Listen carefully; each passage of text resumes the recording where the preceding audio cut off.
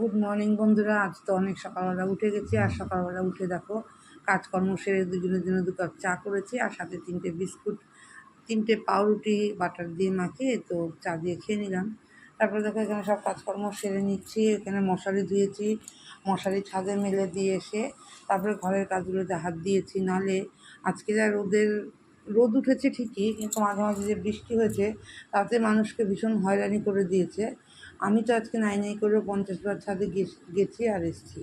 তো যাই হোক, সব শেষে ভালো মতন জামা কাপড়গুলো সব শুকিয়ে নিয়েছি। আমার খাটুনিটা সার্থক হয়েছে। তারপরে দেখো এখানে আজকে সোমবার, তাই সোমবার তো আর কোনো আমিষ খাবো না, নিরামিষই খাবো। এখানে খিচুড়ি করে নিয়েছি, খিচুড়ি, পাঁচমিশালি তরকারি আর গোল করে রাখা আলু ভাজা, কাটা আলু ভাজা।